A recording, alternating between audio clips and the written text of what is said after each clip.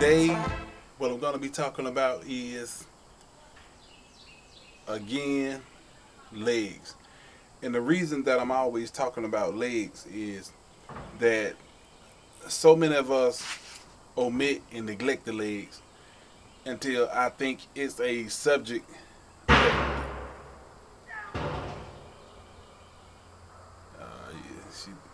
lady throwing drums off the back of the truck.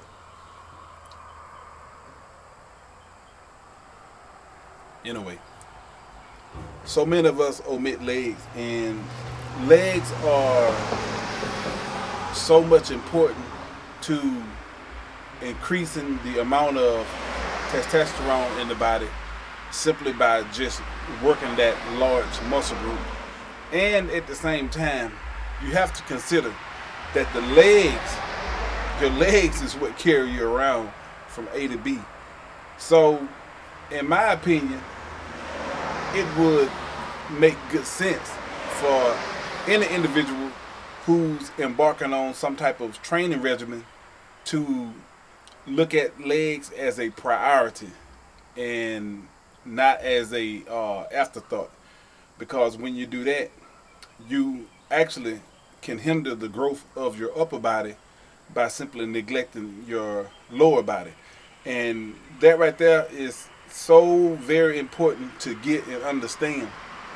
And as you get older, your legs is the things that's gonna be the first thing to really start leaving you. Your legs are. So if you want to try to save the fact that you want to be able to be mobile and get around like you are now, it's make good sense to advocate legs. And this is one subject where I really don't get a lot of you looking at a video they have legs in it. But for those of you who pretty much are concerned about your legs, which it should be, all of you should be concerned about your legs. Your legs, like I said, should be a #1 priority.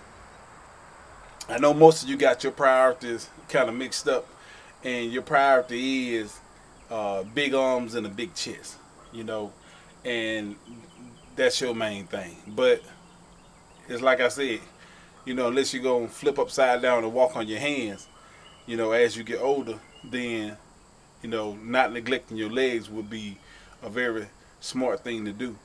And it's like I said before, any exercise when it comes down to working legs is sufficient.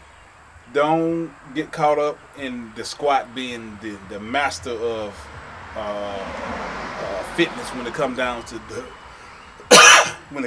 to developing the legs. And you can develop legs with the leg press, leg extensions, leg curls, just as well as you can develop legs doing the squats and stiff-legged squats, you know, stuff like that.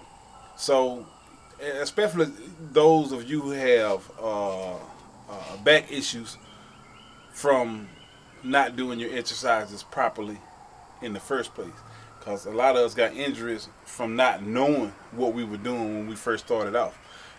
So if you have back injuries, like I said before, I would advocate leg presses. And the thing about it is that everybody is caught up under the delusion that you have to even with leg presses, you know, your legs have to come all the way and touch your chest and push back up. All that stuff right there is excessive type stuff. You don't really have to go that far into a leg press. And when you do that, you'll notice your butt will come up off the back of the board, the pad. And that right there is where that strain on your back comes from, because you are actually overextending yourself on the leg press. Now when it comes down to the squat, everybody always talking about butt to the grass and all of that stuff. Hold on, she's trying to get on the video again. You gotta let her get back. All right now. All right. And everybody feel like with the squat you got to go butt to the grass or whatever. And that's so far from the truth. You don't even really have to hit parallel when it comes down to doing squats. If you come right before parallel, your legs are up under constant tension, hamstrings and all, and your glutes is not as prevalent when you do it that way.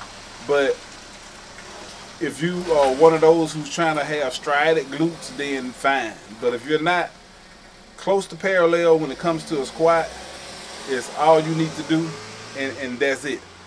Close to parallel. I don't care what nobody tell you. All that squatting to the ground and all that stuff right there is you just waiting for an injury to happen.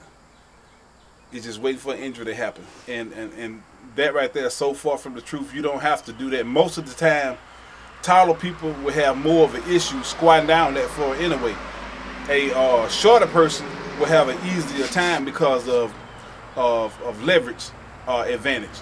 A taller person have a leverage disadvantage when it comes down to the squat. So if you're a taller person, they always talking about to the ground, like I said, ass to the grass or whatever they call it.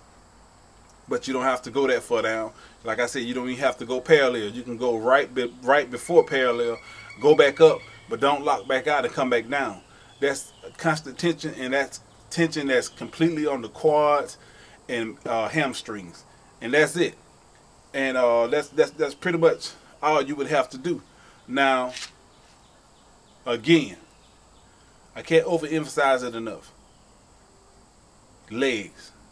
Work your legs. Your legs, especially if you're an older person, your legs are very, very important to work. And I want you to always remember that.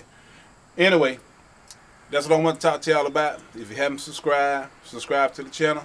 And again, I'll be talking to you later.